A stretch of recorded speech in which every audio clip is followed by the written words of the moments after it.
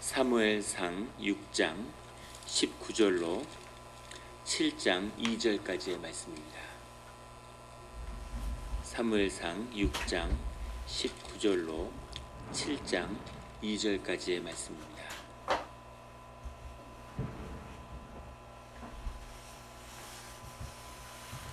다 같이 한 목소리로 봉독하시겠습니다. 벳세메스 사람들이 여호와의 궤를 들여다본 까닭에 그들을 치사 5만 70명을 죽이신지라. 여호와께서 백성을 쳐서 크게 사륙하셨으므로 백성이 슬피 울었더라. 벳세메스 사람들이 이르되 이 거룩하신 하나님 여호와 앞에 누가 능히 서리요? 그를 우리에게서 누구에게로 올라가시게 할까 하고 전령들을 기릿 여아림 주민에게 보내어 이르되 블레셋 사람들이 여호와의 궤를 도로 가져갔으니 너희는 내려와서 그것을 너희에게로 옮겨가라. 기럇 여아림 사람들이 와서 여호와의 궤를 옮겨 산에 사는 아비나답의 집에 들여놓고 그의 아들 엘리야사를 거룩하게 구별하여 여호와의 궤를 지키게 하였더니 궤가 기럇 여아림에 들어간 날부터 20년 동안 오래 있은지라. 이스라엘 온 족속이 여호와를 사모하니라. 아멘. 다 같이 묵상 기도를 드리겠습니다.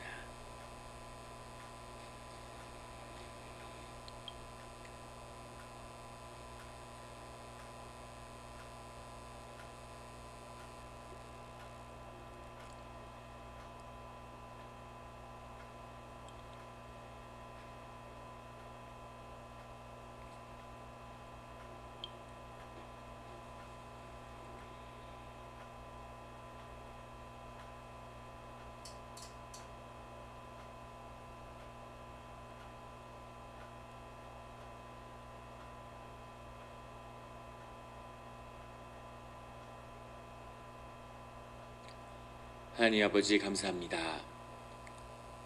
주의 음성을 듣고자 저희가 새벽 제단 앞에 모였습니다. 우리 마음의 기도와 우리 마음의 묵상이 주님께 연락되기를 원합니다. 감사드리며 예수 그리스도의 이름으로 기도드렸습니다. 아멘. 오늘 사무엘상 6장 19절의 말씀은 이렇게 시작하고 있습니다. 벳세메스 사람들이 여호와의 궤를 들여다본 까닭에 벳세메스에 주님의 여호와의 궤가 도착한 것은 벳세메스가 소래 골짜기의 초입에 있기 때문에 그 가장 이스라엘 접경 지역에서 블레셋에서 들어오는 첫 도시이기 때문이기도 하고, 또 그것이 아론과 그의 자손에게 주어진 그런 제사장의 서급이기도 한 까닭을 저희가 이미 나누었습니다. 그런데 벳세메스의 들판에 도착한 그 궤를 사람들이 들여다보았다는 거죠. 이것은 민수기에 나오는 주님의 율법을 어긴 거죠. 주님의 궤를 누구도 들여다볼 수 없고, 이것은 심지어 제사장도 할 수 없는 것인데 사람들이 이것을 왜 열어다봤을까? 호기심 때문이었겠죠. 말로만 듣던 여호와의 궤가 눈앞에 있고 또 정말 그 안에 뭐가 있을까 하는 궁금증 때문에 아마 열어봤을 겁니다.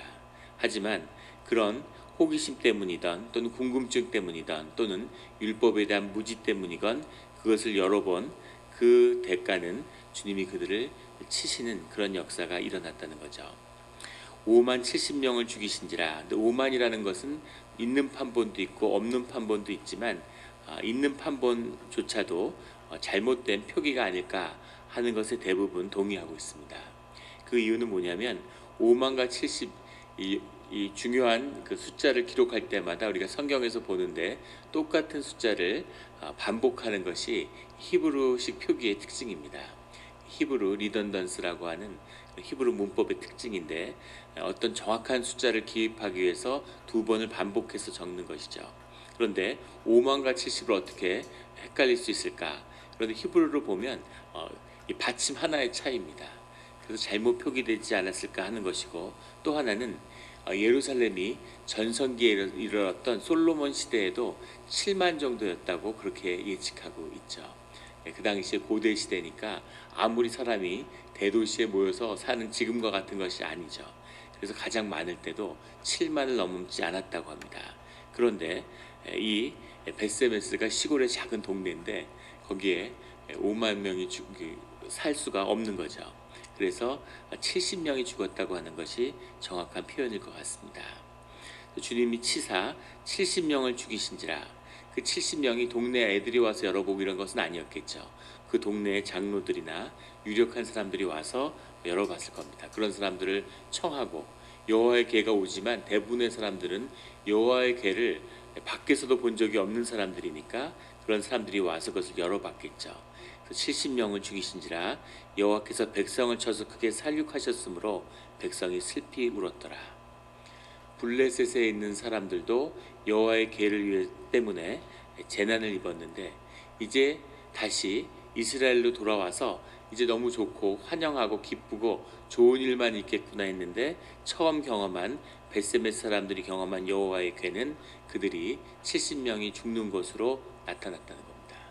그래서 하나님이 이스라엘에게 머무신다는 그 은혜와 그 긍휼의 뜻은 주님을 주님으로서 잘 경배하고 섬긴다는 의미지 단순히 주님이 머문다고 해서 그냥 그것이 복이 되지는 않는다는 것을 분명히 성경은 증거하고 있는 것이죠.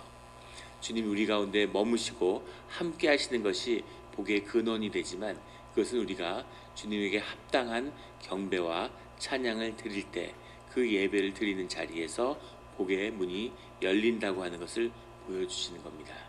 우리가 늘 주님이 오시고 주님이 함께하기를 원하지만 그에 합당하게 주님을 거룩하게 성별하고 또 우리가 거룩하게 성별된 백성으로서 주님 앞에 나아가야 한다는 것을 여호와의 거룩성을 보여주는 사건입니다. 이렇게 주님을 만나는 주님과 함께하는 우리의 삶의 자리가 되기를 예수 그리스도 이름으로 축원합니다.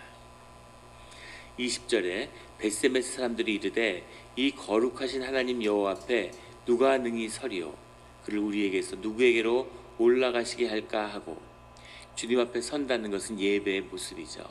이렇게 주님을 함께하기가 모시기가 어렵다면 도대체 누가 주님 앞에 서서 주님께 제사를 드릴 수 있겠는가라고 하는 탄식이죠. 주님 앞에 서야 하는 주님을 모실 수 있는 사람이 구별되고 그 앞에 설 수 있어야 그래야 주님이 사람들과 교통하며 사람들의 가운데 함께 하실 수 있다는 거죠. 주님은 우리와 함께 하길 원하시는데 그 함께 할 수 있는 죄된 백성이 죄된 사람들이 주님 앞에 나아가면 죽으니까 그것을 주님이 머물 수 있도록 주신 것이 율법이고 그것이 성전이고 그것이 주님을 섬기는 제사의 방법인 거죠. 그것을 지켜서 주님과 함께 머물도록 하라는 겁니다. 우리가 연인이 연애를 해도 그래도 서로 지켜야 할 것이 있죠. 친해지고 좋아졌다고 해서 서로 부부가 같이 살아도 부부끼리도 지켜야 할 예의와 존중해야 될 것이 있는 거죠. 편하고 좋다고 해서 함부로 대하고 막 대하고 이래서는 안 되는 것처럼 하물며 하나님과의 교제라고 하는 것, 하나님의 하나님됨을 존중하고 지켜야지만이 그 하나님이 우리 가운데 함께 하실 수 있는 거죠. 그런 하나님이 항상 중심에 있고 하나님이 주라는 것을 알아야 되는 겁니다. 그런데 베세메스 사람들은 이 70명이 죽는 사건을 통해서 두려움이 든 거죠. 두려움 속에서 누가 여호와 앞에 설 수 있겠는가 라는 그 두려움이 복의 근원이신 베세메스에게 찾아온 하나님을 그곳에 머물 수 없게 한 그런 일이 되었다는 겁니다. 그것이 블레셋이나 이스라엘의 베세메스나 똑같았다는 거죠. 주님이 머물 수 있는 삶의 자리, 주님 앞에 설 수 있는, 능히 설 수 있는 그런 우리가 제사장으로 부름받은 우리가 주님 앞에 능히 설 수 있게 되기를 예수 그리스도 이름으로 축원합니다. 21절에 전령들을 기릿 여아림 주민에게 보내어 이르되 블레셋 사람들이 여호와의 궤를 도로 가져왔으니 너희는 내려와서 그것을 너희에게 옮겨가라. 그래서 그것을 기릿 여아림 주민들에게 오히려 가져가라고 이야기하는 거죠. 블레셋 사람들과 다를 바 없는 모습을 보여줍니다. 이것은 무엇을 의미하냐면 70명이 죽었음에도 불구하고 이 베세메스의 사람들은 정확히 그 사건이 의미하는 것이 무엇인지를 몰랐다는 거죠. 그것이 주님이 무엇을 말씀하고 계시는 것인지를 이해하지 못했다는 것이고, 두 번째는 이들이 처음엔 기뻐하고 처음에는 그것을 보고 아주 기뻐했다고, 우리 6장 13절에 보면 그들이 여호와의 보고 기뻐했는데 그들 가운데 재앙이 있으니까, 그러니까 이번에는 두려움 때문에 막연히 이것을 피하는 거죠. 그들이 생각하는 여호와에 대한 신앙이라고 하는 것은 미신적인 것이었다라는 것을 보여주고 있습니다. 주님을 모르고 주님을 이해하지 못하니까 좋은 일이 있으면 마냥 좋아서 가까이 하고 더 가까이 가려고만 하고, 그리고 어렵고 힘든 일이 있으니까 이번엔 반대로 무조건 멀리 하려고만 하는, 이것이 미신인 거죠. 그 신비의 내용이 무엇인지를 정확히 이해하고 느끼고 감당하지 못하는 그런 이스라엘 주민들, 이 벳세메스 사람들의 모습을 보게 됩니다. 미신을 넘어서고, 그리고 주님이 어떠한 사건을 통해서 무엇을 말씀하실까 하는 것을 이해해야 되는 거죠. 주님이 무엇을 말씀하시는 겁니까? 라는 것을 구하는. 그래서 어떠한 사건, 세상에 우연은 없죠. 작고 작은 사건이라 하더라도 주님이 무엇을 말씀하시는가 하는 것을 깊이 고민하고 성찰하는 우리의 삶의 자리가 되기를 예수 그리스도의 이름으로 축원합니다. 7장 1절의 말씀에 보면 기릿 여아림 사람들이 와서 여호와의 궤를 옮겨 산에 사는 아비나답의 집에 들여놓고, 그런데 왜 기릿 여아림으로 갔을까? 기릿 여아림으로 간 이유가 뭘까? 실로에 있었는데 실로로 가지 않고 기릿 여아림으로 간 이유가 무엇일까 하는 거죠. 실로의 성전과 성막이 있었는데 기릿 여아림으로 간 이유가 뭘까는 여러 가지 가능성이 있겠지만, 하나는 실로에 있는 여호와의 궤가 나온 다음에 전쟁을 통해서 사실은 실로까지도 블레셋 사람들이 점령을 했었다는 거죠. 블레셋 군대가 아마 실로를 약탈하거나 실로의 성전을 성막을 훼손시켰을 것이라고 봅니다. 그래서 돌아가기에 적당치 않다는 거죠. 단순히 장막이니까 또 세워도 되겠지만, 그것이 의미하는 것은 실로가 더럽혀졌다, 더 이상 여호와의 궤가 머물 수 있는 곳이 될 수 없다라고 사람들이 받아들였다는 겁니다. 또 하나는 사람들이 왜 여호와의 궤를 당했을까? 왜 여호와의 궤가 하나님의 권능이 함께하는데 이렇게 어이없이 블레셋 사람들에게 빼앗겼을까? 라고 하는 그 중심에는 실로에서의 제사와 경배가 온전하지 못했다고 하는 그런 자성도 들어있는 거죠. 그래서 그 무너진 성전 가운데 다시 여호와의 궤가 가서는 안 되겠다, 모실 수 없다 라고 하는 것을 사람들이 느꼈을 것이라고 보는 겁니다. 그래서 그 성전을 기릿 여아림으로 가져간 거죠. 그럼에도 왜 다른 곳도 아니고 기릿 여아림이었을까 하는 것을 보여주는 것은 사람들이 와서 여호와의 궤를 옮겨 산에 사는 이라고 하는 뜻입니다. 멀리 가져가지 못하고 그 벳세메스에서 가까운 기릿 여아림으로 가져갔는데, 기릿 여아림에는 산악지대고 사람들의 인적과 떨어진 아주 드문 곳에 산에 사는 아비나답이라는 사람이 있었다는 거죠. 사람들이 사는 곳에 이것이 있으니까 이 재앙이 미치는구나, 그래서 자신들의 삶과 떨어뜨려 놔야 되겠다, 이렇게 생각하는 거죠. 우리 한양도 보면 도성이 있는데 귀신은 북문으로 출입한다 그러죠. 북쪽에서 오고 북에 머문다, 북망산이라고 그러잖아요.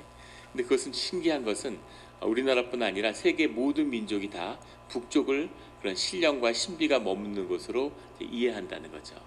그래서 한양도 역사의 기록에 보면 항상 동문과 서문과 남문, 숭례문이라고 그러죠. 남대문이라고 부르는 그 문은 개방해도 북문은 열지 않습니다. 북문을 항상 닫아두는데, 어떨 때 북문을 여냐면 질병이 나오거나 무슨 어려움이 있거나 환란이 닥치면 북문을 여는 거죠. 북문을 연다는 의미는 귀신을 도성 안으로 불러들인다는 의미입니다. 그리고 점을 치는 점장이나 무당, 박수 이런 사람들도 도성 안에 살지 못하게 하죠. 왜냐하면 그들이 귀신을 부르고 귀신과 함께하기 때문에 도성 안에 머물지 못하게 하고 도성 밖에 머물게 하는 겁니다. 그러다가 무슨 구술해야 된다든가 점을 쳐야 될 일이 있으면 그 사람들 도성 밖에서 불러들이는 거죠. 그리고 그것이 끝나면 다시 내보냅니다. 그러니까 그런 신비와 그런 신령과 함께 머무르는 것에 대한 깊은 미신적인 두려움이 있는 거죠. 삶은 삶의 영역이 있고 성 거룩함은 거룩함의 영역이 있는 것이다라는 것을 사람들이 심령 가운데 느끼는 겁니다. 무의식적으로 영적으로 느끼는 거죠. 그런데 이 시대의 사람들, 하나님은 그 성전이 도읍의 성읍의 중심에 있고 우리 삶의 중심에 있고 우리의 심령의 중심에 머물기를 원하시는 거죠. 그런데 그것을 오히려 받지 못하고 함께하지 못하고 두려움 때문에 멀리 떨어져 놓는, 그렇다고 버릴 수는 없고 산에 있는 곳에다가 가져다 놓는 이 시대의 이스라엘 사람들의 모습을 보게 되는 겁니다. 성전이 무너지면 이런 일이 벌어지는 거죠. 오늘날에도 마찬가지죠. 무슨 멋진 성전을 짓고 거기서 뭐 거창한 예배를 드린다고 해서 하나님이 함께 하시는 것은 아니죠. 하나님이 함께 할 수 있는 사람들의 믿음과 그 자원하는 심령이 있어야 되는데 그것이 준비되지 못하니까 말은 하나님을 막 떠벌리지만 예배를 흉내내고 하나님과 거리를 두고 멀리하는, 하나님이 우리에게 오늘 말씀하시는데 마치 하나님이 계시지만 먼 곳에 계시고 우리는 우리끼리 살아야 될 것 같은 그런 교회의 모습이 되는 것, 이것이 지금 보여지는 이스라엘의 모습인 것을 보게 됩니다. 주님을 심령으로 받드는, 주님의 음성을 매일 듣는 우리의 기도의 자리가 되기를 예수 그리스도 이름으로 축원합니다. 그런데 아비나답의 집에 들여놨다는 거죠. 성전에 계셔야 될 여호와의 궤가 한 사람의 가정에 머물렀다는 겁니다. 믿을 수 없는 이야기죠. 그런데 왜 아비나답이었을까? 아비나답은 레위 사람이었을 겁니다. 레위 사람이라고 기록하지는 않지만 아비나답의 후손들이 훗날 그의 집에서 이 여호와의 궤가 나갈 때 그것을 호송하게 되죠. 그래서 이들이 레위 사람이었다는 겁니다. 그리고 기럇 여아림이라고 하는 것은 제사장의 성읍은 아니에요. 레위 사람들에게 주어진, 제사장에게 주어진 것은 아닙니다. 그렇기 때문에 기럇 여아림의 산에 살았다는 것은 아비나답이 레위의 제사장으로서 사는 것은 아니었다는 사실을 보여주죠. 하지만 여러 지역의 레위 사람들이 퍼져 살았기 때문에 누구도 이 사람이 신실하고 레위의 사람이라고 하는 것을 받아들이고 그것을 믿고 알기 때문에 아비나답의 집으로 가져간 거죠. 아비나답의 집에 있으면 괜찮을 거다. 아비나답도 괜찮고 여호와의 궤가 아비나답의 집에는 머물 수 있다고 사람들이 생각했다는 겁니다. 이런 사람이 이 시대에 있었던 거죠. 성전에도 머물 수 없는, 그 동네도 그 장로들 가운데도 머물 수 없는 그 여호와의 궤가 한 사람의 개인의 집에 가서 머물 수 있는, 하나님이 머물 수 있는 그런 사람의 집이, 믿음의 사람이, 자녀의 집이 있었다는 거죠. 이것이 우리에게 주는 놀라움입니다. 주님이 이런 곳에 머무는 거죠. 이런 작은 자의 집에, 산 위에, 개인의 집에 여호와의 궤가 머무는데 그것이 머물 수 있는 곳이었다는 겁니다. 주님이 머무실 곳을 찾은 거죠. 그리고 또 하나 놀라운 것은 아비나답의 집에 그것이 머물므로 인해서 궤가 기린 여아림에 들어간 날부터 20년 동안 오래 있었는데 20년을 개인 집에 주님의 여호와의 궤가 머물렀다는 거죠. 20년 동안 이 아비나답과 그의 가족들 삶 가운데 거룩함과 성별함과 제사장의 집처럼 성전같이 구별된 그런 집안이었다는 겁니다. 상상이 되시나요? 제사장이 구별되고 성전이라 그러고 성전의 제사장과 섬기는 사람으로서 제도로서 구별되어도 그것을 지키지 못하는 엘리의 아들들처럼 그렇게 제사장으로 세움을 받고 사람들이 제사장으로서 율법을 지켜도 주님의 율법을 실제로는 지키지 못하는데, 그런데 이 한 가정에서 그 거룩함이 지켜져서 이 여호와의 궤가 머물 수 있었다는 거죠. 지난주인가 그 우리 막내 의규가 그런 얘기를 하는 거예요. 그 큰애가 여기가 아주 칭찬받을 일이 있다고 하면서 얘기를 해서 본인한테 물어보니까 학교에서 자기 믿음의 친구가 있어서 같이 둘이서 클럽을 만들었다는 겁니다. 우리가 같이 하나님을 믿는 사람으로서 하나님의 일을 학교에서 하자 이래서 클럽을 만들었는데, 무슨 클럽이냐면 학교에 그런 발달장애나 지적장애를 앓고 있는 아이들이 한 10여 명 있다는 거예요. 근데 그 아이들이 무슨 펠로우십 시간이나 점심시간이나 이렇게 나오면 아무도 놀아주는 사람이 없다는 거죠. 얘기하고 어울리는 사람이. 그래서 걔네들이 여기저기 이렇게 그냥 가만히 앉아 있대요. 그래서 그 둘이서 그 아이들과 놀아주는 클럽을 만들어서 가서 같이 허구도 하고 놀기도 하고 대화도 나누고 그런 걸 하기로 그렇게 클럽을 만들었다는 거죠.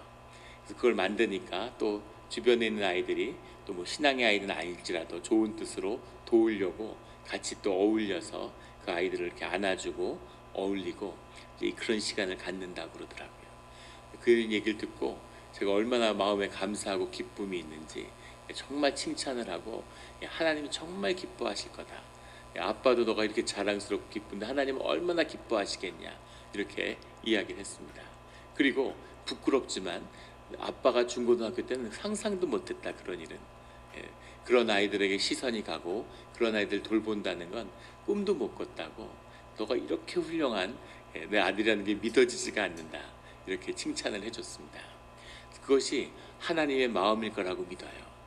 무슨 거창하고 대단한 일을 하는 게 아니라 작은 일 가운데 하나님이 기뻐하는 자리가 있는 거죠. 온 이스라엘 가운데 블레셋의 그 무슨 다곤과 하나님과 능력을 겨루는 자들 가운데에서 그리고 이스라엘의 성전 가운데서도 머물지 않았던 주님이 한 가정 산 위에 있는 누구도 모르고 알아주지 않는 작은 집 가운데에는 주님이 머무실 수 있는 거죠. 주님이 그곳에 머무는 동안에 이스라엘 가운데는 아주 중요한 변화가 일어납니다. 이스라엘 역사를 항상 노예 생활을 하고 세상을 차지하고 다스리라고 하는 그 땅에 와서도 블레셋의 노예가 돼서 살아가고 있는 이 비참한 민족 가운데 이 한 작은 집에 여호와의 궤가 머물므로 그들이 주님의 성전을 섬길 수 있는 여호와의 궤를 섬길 수 있는 한 가정이 세워지므로 오늘 7장 2절의 말씀에 보면 이스라엘 온 족속이 여호와를 사모하니라. 그렇게 제사를 매일 드려도 사모하지 않던 주님을 이 한 가정 가운데 여호와의 궤가 머물고 그곳에 주님의 영이 머무니까 이스라엘 온 족속이 여호와를 사모하기 시작하는 거죠. 이것이 주님이 머물 수 있는 또 주님의 역사가 시작되는 비밀입니다. 작은 교회, 작은 가정, 작은 사람의 작은 심령 가운데 진실함과 자원함으로 주님 앞에 엎드릴 때 주님이 그곳에서 새로운 주님의 역사를 시작하시는 거죠. 그것이 우리의 가정이 되고 또 우리의 교회, 우리 영락교회의 이 새벽의 제단이 되기를 예수 그리스도 이름으로 축원합니다. 같이 기도드리겠습니다.